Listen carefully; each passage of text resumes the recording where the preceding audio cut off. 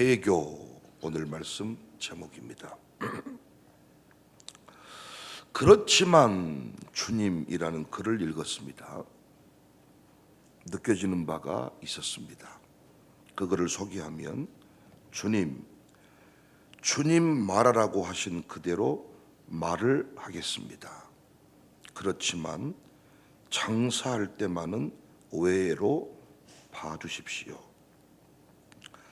주님이 가라고 하시는 대로 가겠습니다.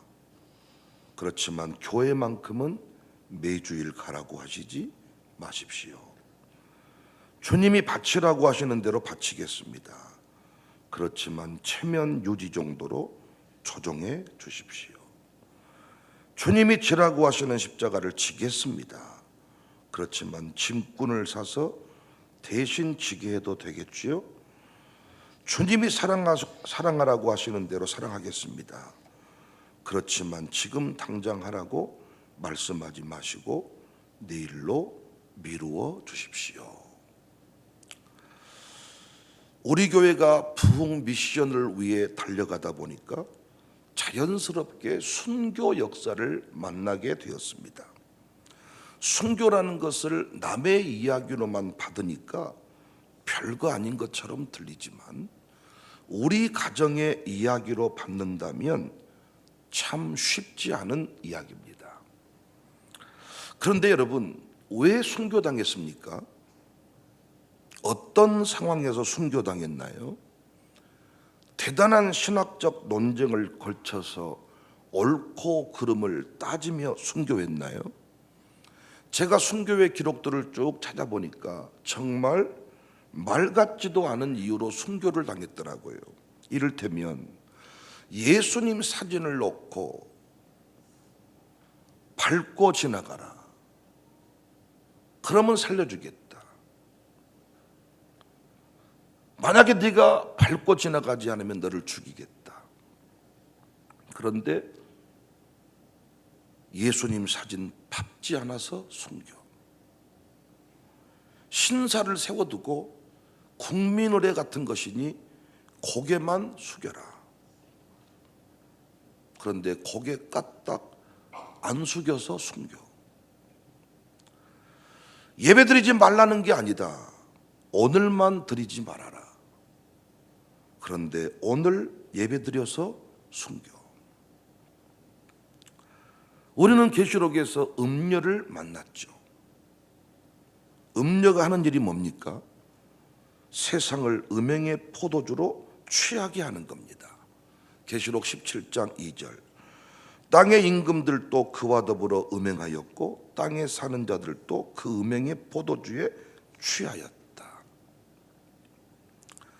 계시록 17장 4절에 그 여자는 자줏빛과 붉은빛 옷을 입고 금과 보석과 진주로 꾸미고 손에 금잔을 가졌다. 화려한 모습입니다. 누구나 다 따르고 싶어하는 모습을 그대로 가지고 있습니다. 근데 그 안에 더러운 것들이 가득하다 그랬죠.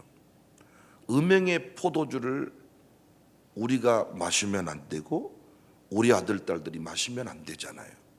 그래서 두 증인 해 입은 여자가 일어서는데 이들이 하는 일이 뭡니까? 음녀와 짐승과 싸웁니다.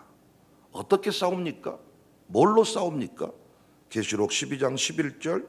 또 우리 형제들이 어린 양의 피와 자기들이 증언하는 말씀으로써 그를 이겼으니 그들은 죽기까지 자기들의 생명을 아끼지 아니했다. 자기들이 증언하는 말씀으로 싸웠다. 흰옷 입은 무리의 신실한 공동체 신앙. 흰옷 입은 무리가 그동안에 배우고 가르쳤던 신앙을 붙잡고 이겼다는 이야기죠. 배교.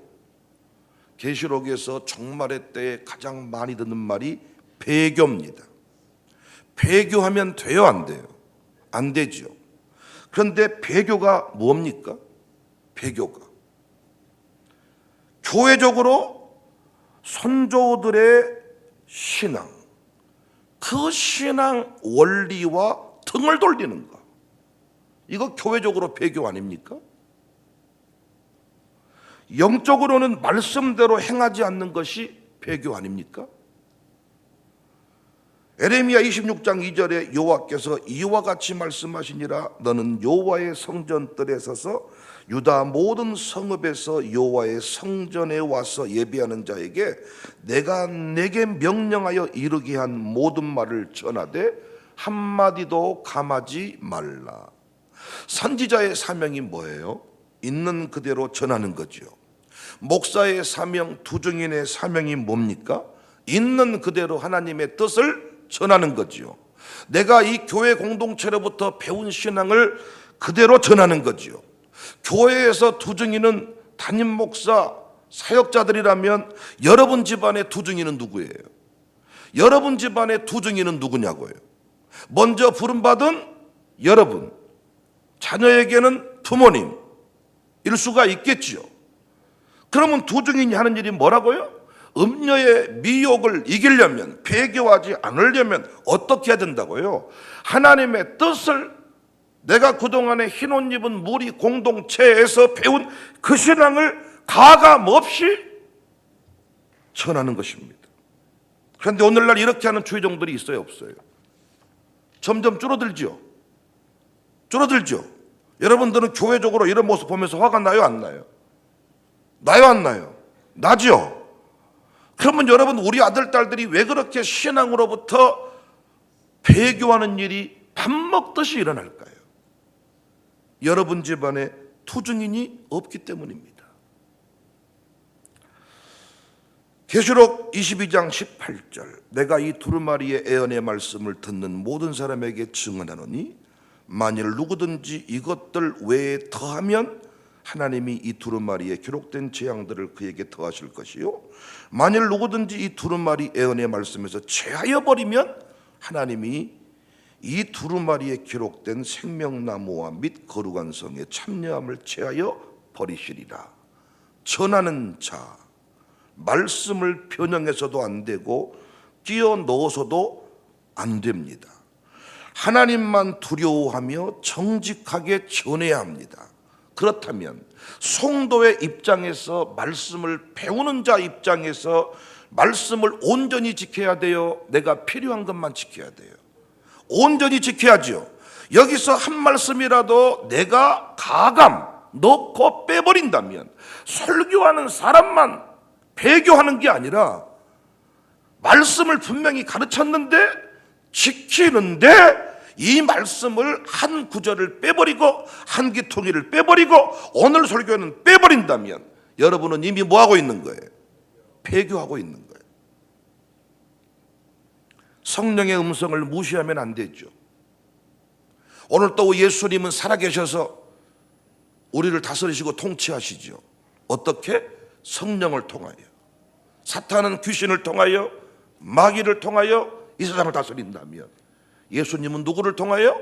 성령을 통하여 다스리잖아요. 성령의 음성을 가감하면 돼요, 안 돼요? 가감하면 돼요, 안 돼요?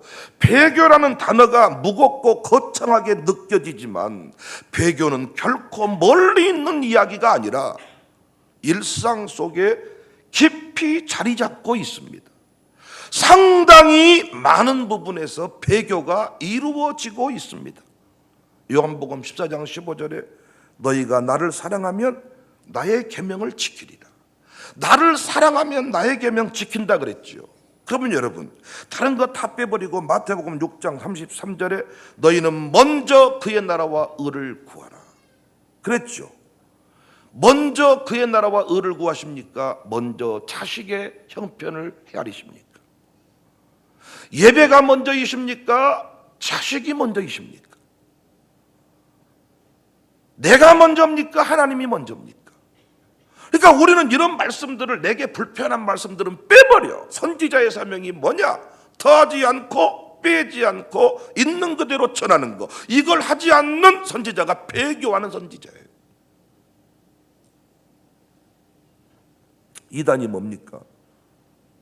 이단도 성경책 들고 살아요.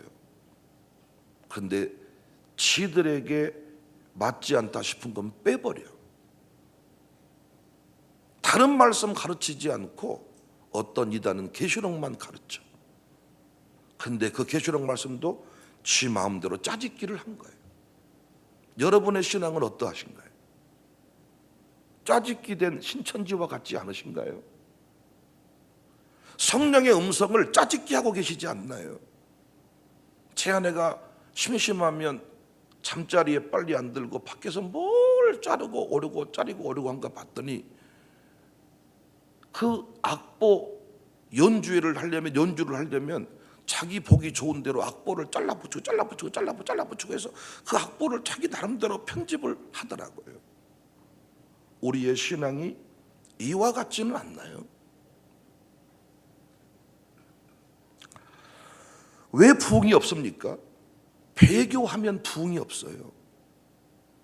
마음과 뜻과 힘 다해 온전히 하나님을 섬기지 않으면, 가감해버리면 결코 그곳에는 부흥이 없습니다. 성령님은 여전히 우리 안에서 역사하시며 우리를 올바른 길로 인도하십니다. 성령님이 오늘 또 우리 가운데 함께 하시며 우리를 올바른 길로 인도하신다고요. 그런데 우리는 성령님의 음성을 무시하고 때로는 성령님의 음성을 우리 버전으로 짜집기 해버립니다. 가감해버립니다. 사도행전 7장 51절에 목이 곧고 마음과 귀에 할례를 받지 못한 사람들아, 너희도 너희 조상과 같이 항상 성령을 거스르는도다.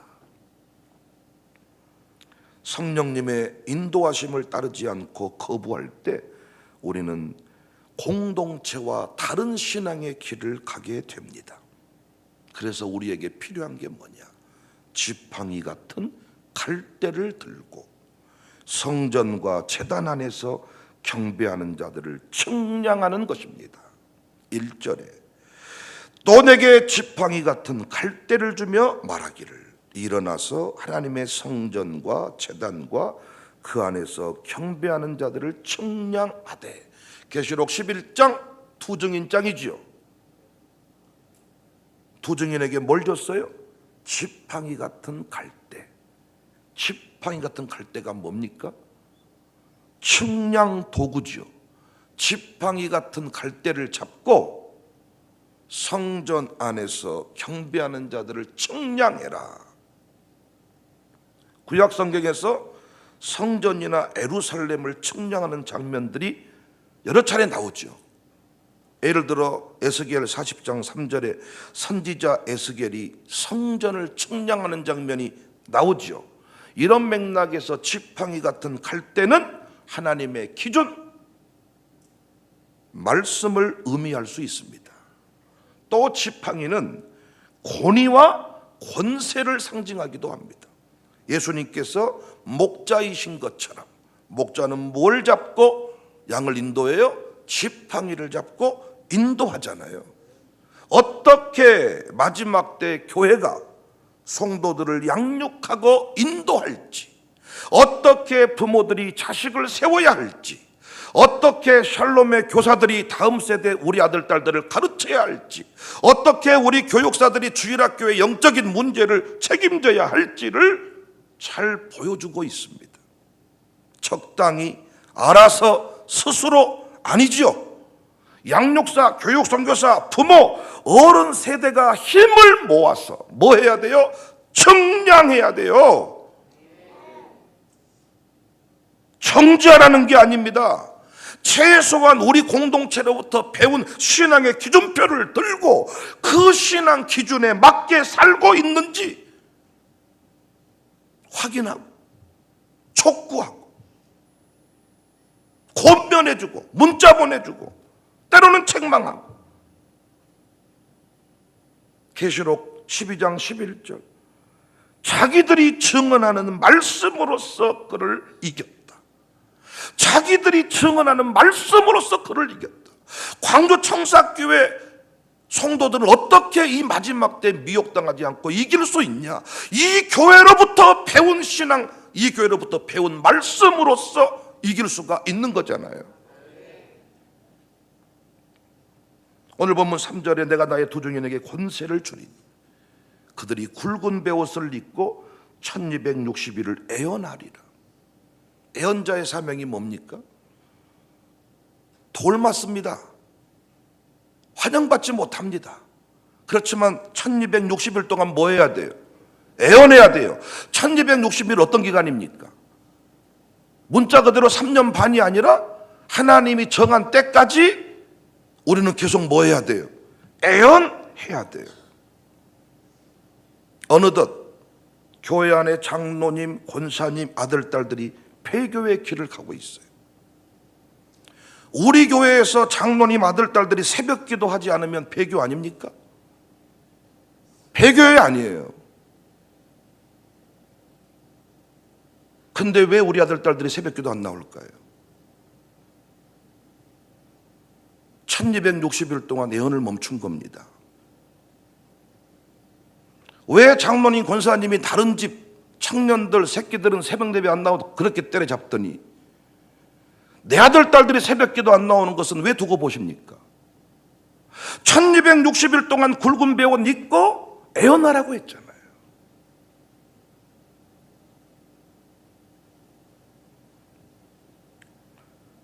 십회일조 헌금하지 않는다면 우리 교회 수준에서 보면 배교 아닙니까? 우리 교회에서는 십회일조 헌금을 가르쳤잖아요. 근데 십회일조 헌금하고 있지 않다면 이미 배교가 시작된 거 아니냐고요.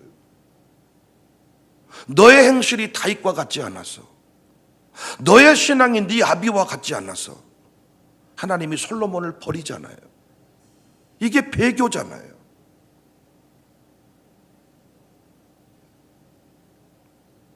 광주 청사교회 샬롬스쿨 입장에서 미국으로 유학 보낸 이현욱이, 양민주,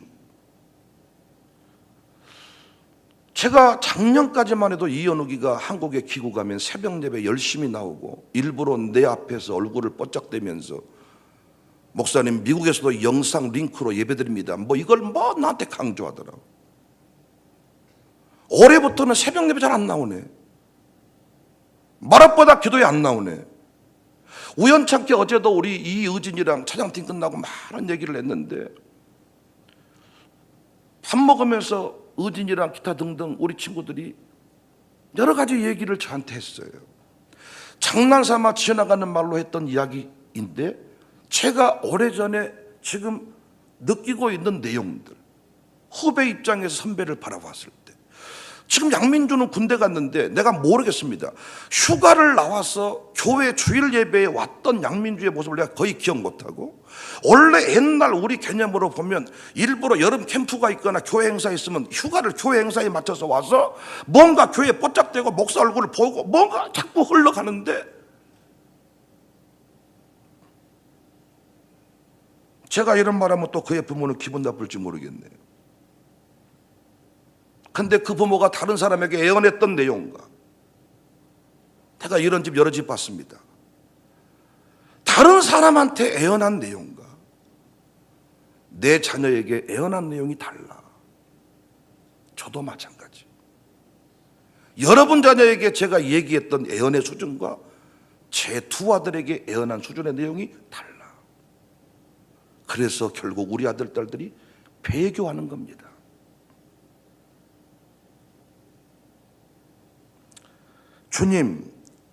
주님이 말하라고 하신 그대로 말하겠습니다. 그렇지만 장사할 때만은 외회로 봐주세요. 주님이 가라고 하시는 대로 가겠습니다. 그렇지만 교회만큼은 매주일 가라고 하지 말아주세요. 주님, 새벽 기도 하라고 하겠습니다. 그러나 군복무 중간에는 봐주세요. 유학 중에는 봐주세요. 주님이 바치라면 바치겠습니다. 그러나 체면 유지 정도로 하게 해주세요. 우리의 모습이지 않습니까?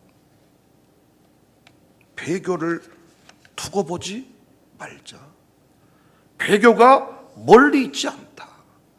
배교는 이미 시작되었다. 저는 어제 성수에게 전화했습니다. 성수야, 너 오늘 새벽에 왜 안 나왔냐? 죄송합니다. 잘 나올게요. 너 나 실망시킬래? 제가 성수에게 애언할 수 있다는 것이 그나마 복입니다. 근데 전화했을 때 안 받아버린 친구들도 있고 그 부모가 화내는 경우도 있습니다. 지우개에게 전화했습니다. 너 왜 요즘에 예배 시간에 자냐? 제가 언제부턴가 이름 안 부른다 그랬잖아요. 근데 너무 심하게 자. 진짜. 너 앞으로 나와라, 앞으로. 내가 앞으로 너 책상 깔겠다.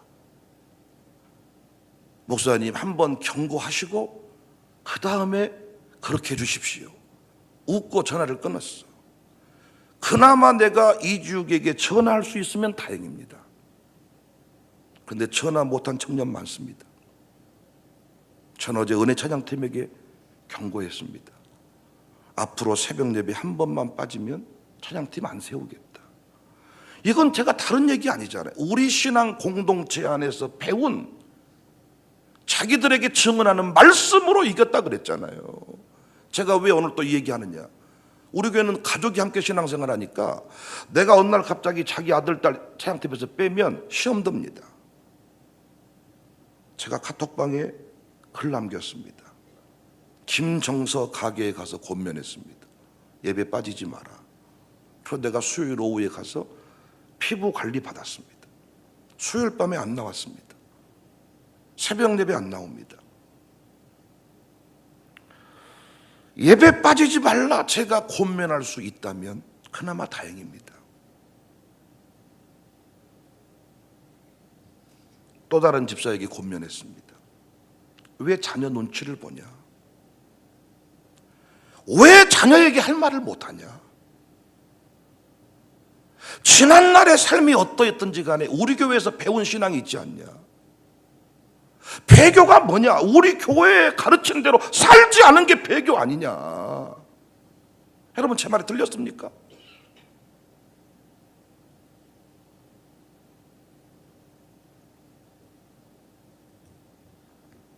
지팡이 같은 갈대를 드세요. 지팡이 같은 갈대. 우리 교회에서 배운 신앙. 한국 교회 부흥 어게인. 한국 교회 부흥했던 때의 그 신앙. 백윤영의 개인 신앙 가르친 거 아니잖아요. 지팡이 같은 갈대를 잡고 측량하시라고요. 너 왜 자냐? 너 왜 오늘 예배 수준이 이렇냐? 측량하시라고요. 정죄가 아니라 측량. 양육사들이 예배 출석 보고하라 그랬더니 보고서 안 내. 측량하고 저한테 일러 바치라는 게 아니라 출석 체크해서 주일 오후에 오늘 왜 예배 안 나오셨대요? 라고 전화 신방, 방문 신방, 측량입니다. 사역장들이 자기 사역원들 측량하잖아요. 문자 보내고 금식하자 그러고 왜 안 나왔냐 그러고 다시 세대통합 요즘에 신앙 캠프 준비하고 있더라고요. 그때 사역장들이 자기 사역원 안 나오면 치잡듯이 잡습니다. 예, 그게 필요합니다. 이신우 목사, 제가 교육사 새벽 예배 관리 못한다고 책망했습니다. 제가 이번 신앙 캠프 지나고 나서 계속해서 교육사들이 새벽 예배 안 나오면 주일학교 통폐합 하겠습니다. 유초등부 통폐합, 중고등부 통폐합. 다드림 찬양팀도 인도자가 계속 새벽 예배 못 나오면 다드림 찬양팀 주일 예배 찬양인도 세우지 않겠습니다. 최소한 우리 교회에서 배운 제가 증언한 말씀의 기준표를 잡고 뭐 해야 돼요? 측량해야 돼요. 이게 틀렸습니까? 제 오늘 설교가 지금 누구 특정인을 오늘 제가 아프게 하는 설교입니까? 폐교. 사진 한번 받고 지나가는 게 뭐가 어렵습니까, 여러분? 그런데 그 교회로부터 그건 폐교라고 배웠으니까 안 받고 지나가는 거죠. 그 교회로부터 사진은 사진이니까 실체가 아니니까 밟고 지나가세요 라고 얘기했다면 지나갔겠지. 그러니까 우리 교회 수준에서 그 교회를 바라보면 야, 목사님이 너무했다. 지혜가 없네. 그냥 밟고 한번 지나가게 하지. 이렇게 할 수 있겠지만 최소한 하나님이 그 공동체 가운데 그 가르침 밖에 해서 그들은 사진 안 밟고 순교당했다고요. 틀렸다고 말할 수 있습니까? 배교가 너무 거창하게 느껴져요. WCC 총회에 가서 뭔가 종교 혼합주의 이론을 얘기해야만 배교라고 말해요. 이미 배교는 시작됐습니다.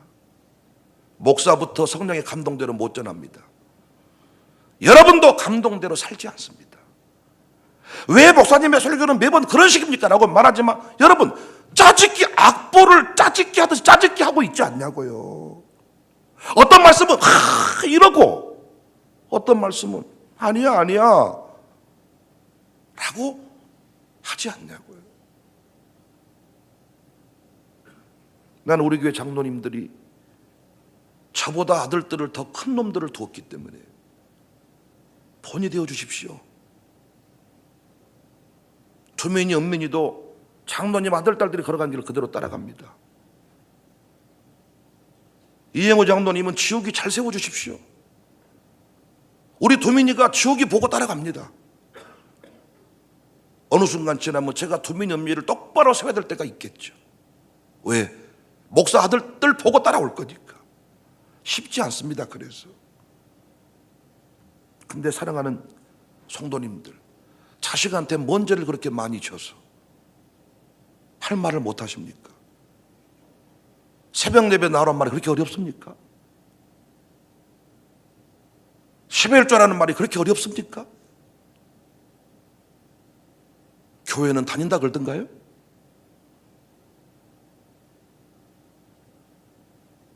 이정현 장로님 가정, 오찬빈이 1층 2층 사는데 찬빈이 신앙 세워졌다고 보지 않습니다. 찬빈이 지 수가 틀리면 교회 떠날 수도 있는 꼬라지입니다. 애지요? 우리가 끝까지 그들을 축복하고 청량해 주지 않으면 한 방에 무너집니다. 우리는 똑바로 섰을까요? 저도 여러분 아니면 무너집니다. 여러분이 저를 지켜봐 주니 오늘 이 자리에 서 있습니다. 여러분 곁에 제가 필요합니다. 제가 무슨 말 할 때 들으십시오. 깜빡 눈 한 번 감았는데 목사님 이름 불렀다. 제가 다시 말씀드려요. 나는 한 번 눈 감은 사람 이름 안 부릅니다.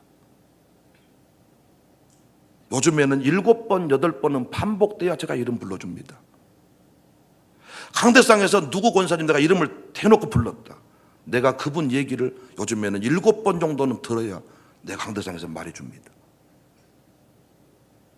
어쩌다가 한번 누구 얘기 듣고 툭 던진 얘기가 아니라 교회가 증언한 말씀을 붙잡고 측량하는 겁니다. 나를 돌아보는 겁니다. 우리 교회를 또 돌아보는 겁니다. 부흥 미션, 부흥 어게인 얘기하는데 언제부턴가 점점 또 우리 젊은 유모차 부대가 새벽 예배 안 나오기 시작해. 왜인가 물어봤더니 우리 김한나 집사 부부가 영화부 사역장인데 양육사 맡은 뒤부터 영향을 못 미치고 있대. 측량할 때 많이 나왔는데 측량 못하고 그냥 두니까 떨어지는 거예요. 양육사가 열정을 내면 새벽 예배 더 나옵니다. 근데 내버려 둬버린 가정교회들 보니까 안 나와버려. 예배도 주일 예배도 안 나와버려. 측량하는 사람이 도중인입니다. 도중인은 목사만이 아니다 말씀드렸잖아요. 우리 모두 굵은 배원 있고 1260일 동안 주의 재림 때까지 애언을 계속해야 우리 미혹당하지 않고 배교자의 길을 가지 않을 수 있습니다. 제가 두민이 은민이 몇 때리는 거 현실적으로 어렵습니다. 그러나 애언합니다. 경고합니다.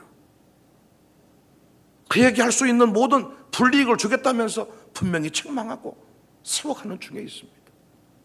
제가 모르는 부분이 있을 수 있겠죠. 샬롬에 위임했습니다. 공동체 안에 선배들이 지켜보고 있습니다. 저 잘했다는 거 아닙니다. 함께 하자는 이야기입니다.